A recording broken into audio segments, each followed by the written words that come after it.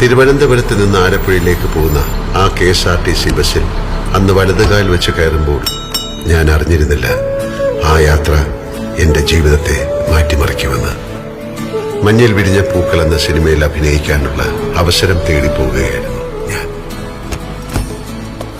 യാത്രകളുടെ വിരസത മാറ്റാൻ കൂടെയുള്ള യാത്രക്കാരുടെ അനക്കങ്ങളും ഭാവങ്ങളും ശ്രദ്ധിക്കുക, അവരുടെ മനസ്സിനുള്ളിൽ എന്താവും എന്നൊക്കെ വെറുതെ ചിന്തിക്കുക എന്നൊരു സ്വഭാവം അന്നും എനിക്കുണ്ടായിരുന്നു. ഒരുപക്ഷെ അതായിരിക്കാം ഞാൻ അറിയാതെ പഠിച്ച അഭിനയകലയുടെ ആദ്യ പാഠം. ആലപ്പുഴ ബസ് ഡിപ്പോയിലിറങ്ങി നവോദയ സ്റ്റുഡിയോയിലേക്ക് നടക്കുമ്പോൾ ആ ആനവണ്ടിയും അതിലെ മനുഷ്യനും എനിക്ക് ആശംസ പറയുന്ന പോലെ തോന്നി. അഭിനയ പരീക്ഷ കഴിഞ്ഞ് ഞാൻ മടങ്ങിയതും പ്രിയപ്പെട്ട ആനവണ്ടിയിൽ തന്നെ. പോയ ഞാനല്ലായിരുന്നു തിരിച്ചു വന്നത്. പിന്നീടുള്ള മോഹൻലാലിന്റെ ജീവിതം എന്നേക്കാൾ നിങ്ങൾക്കറിയാം.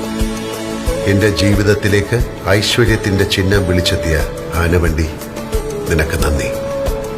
ഇതുപോലുള്ള ശുഭയാത്രകൾ സമ്മാനിക്കാൻ മലയാളിക്കൊപ്പം KSRTC എന്നെന്നും ഉണ്ടാകട്ടെ എന്ന് ഞാൻ പ്രാർത്ഥിക്കുന്നു.